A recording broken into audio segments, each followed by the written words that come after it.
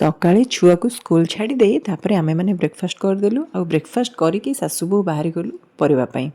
ଆଉ ସେଠି ପରିବା ଦେଖିକି ମନ ତ ଖୁସି ହେଇଗଲା। କଣ ଏତେ ନେବାକୁ? ଫ୍ରେଶ୍ ଫ୍ରେଶ୍ ଗାଜର। କୋବି ଦେଖିକି ନା ଆଉ ମୁଁ କଣ୍ଟ୍ରୋଲ୍ କରିପାରିଲିନି। ଧରିଲି ଦୁଇଟା ନାହିଁ, ଯାହା ବି ହେଲେ ମୋତେ ଆଜି କୋବି ନେବାର ହିଁ ଅଛି।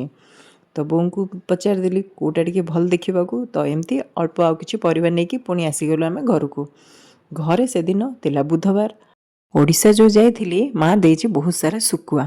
ତ ତାକୁ କ'ଣ କଲି, ପ୍ରଥମେ ଲୁଣି ଶୁଖୁଆକୁ ଏମିତି ଟିକେ ଭଲସେ ଧୋଇ ଦେଇକି ହଳଦୀ ଗୋଳେଇକି ତାକୁ ଆପଣ ଚାହିଁଲେ ଏମିତି ଶୁଖିଲାରେ ଭାଜି ପାରିବେ। ମୁଁ ତାକୁ କ'ଣ କଲି ନା ତାୱାରେ ସୋରିଷ ତେଲ ଟିକେ ଦେଇକି ଏମିତି ଫାଷ୍ଟ କଡ଼ା କରିକି ଟିକେ ଭାଜିଦେବେ। ଆଉ ତାପରେ ଆପଣ ଯଦି ଚାହିଁବେ ମସଲା ଦେଇପାରିବେ, ନହେଲେ ନାହିଁ। ତ ଶାଶୁଙ୍କୁ ଟିକେ ପସନ୍ଦ ଟିକେ ଏମିତି ଟମାଟୋ, ପିଆଜ ଆଉ କଞ୍ଚା ଲଙ୍କା ସେଥିରେ ଟିକେ ପକାଇବେ, ରସୁଣ ହାଲକା ଟିକେ ପକାଇବେ, ନହେଲେ ନାହିଁ। ତ ତାକୁ ଏଇଟା ପ୍ରଥମେ ଦୁଇ ସାଇଡ଼୍କୁ ହାଲକା କଡ଼ା କରିକି ଭାଜିଦେବେ। ତାପରେ ସେ ମସଲାଟା ଯେଉଁ ଗ୍ରାଇଣ୍ଡ କରିକି ରଖିଲେ ତାକୁ ଏଇଠି ପକାଇଦେବେ। ତାକୁ ପକାଇକି ମସଲା ପୁରା ଡ୍ରାଏ ହେଲା ପର୍ଯ୍ୟନ୍ତ ତାକୁ ଭାଜିବେ। ତାପରେ ବସିଗଲୁ ଶାଶୁ ବୋହୂ ଆମର ଶୁଖୁଆ ଥାଳି ଧରିକି ଲଞ୍ଚ। ଆଉ ବହୁତ ଦିନ ପରେ ଶୁଖୁଆଟା ଖିଆ ହେଇଛି। ଆଉ ଖୁସି କହିଲେ ନ ସରେ। ଆଉ ଶାଶୁ ବୋହୂଙ୍କର ନା ଗପ ସରୁଛି ନା ଖିଆ ସରୁଛି।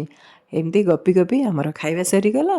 ଆଉ ଶେଷ ହୋଇଗଲା ଆଜିର ଏଇଠି ବ୍ଲଗ୍ଟା। ଦେଖା ହେବ ଆଉ ଏକ ନୂଆ ବ୍ଲଗ୍ରେ। ରହୁଛି, ନମସ୍କାର।